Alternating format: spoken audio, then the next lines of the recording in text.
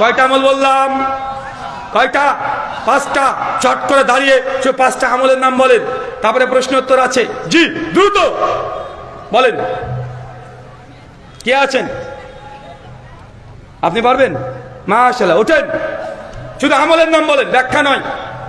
এক, মসজিদ নির্মাণ। মায়েরা, মসজিদের জন্য কেউ যে চাঁদা চায়, জিন্দগিতে খালি হাতে ফেরত দেবেন না।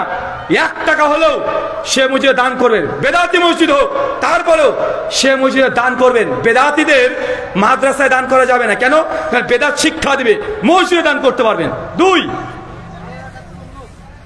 12 রাকাত সুন্নাত, জোহরের আগে 4, পরে 2, মাগরিবের পরে 2, এশার পরে 2, ফজরের আগে 2। 3, সূরা ইখলাস 10 বার, মানে সূরা কুল 10 বার পড়তে হবে। মাশাআল্লাহ। 4, বিতর্কে এড়িয়ে চলা। 5, কাদের সঙ্গে কাজ, ভাইয়ের সঙ্গে পা লাগানো। চাচা মনে থাকবে তো 5টা? কেন আমরা অনেক সময় আলোচনা বক্তারা করে চলে যাই, তখন বলবে সকালবেলায় আলোচনা কেমন হলো রে? আলোচনা তো হেভি হয়েছে রে, জবর দিয়েছে। মাঝে হিন্দু ধর্মের শ্লোকও বলছিল হেভি হয়েছে। তো কি হয়েছে বলতো কয়েকটা? কি যে হয়েছে? ও চুলকাবে, ব্যাস না নাই কথা বলেন তো। কমপক্ষে 5টা জিনিস আমল, যে কথা বললাম, এই 5টা আমল করলে ইনশাল্লাহ আপনি জান্নাতে ঘর পাবেন।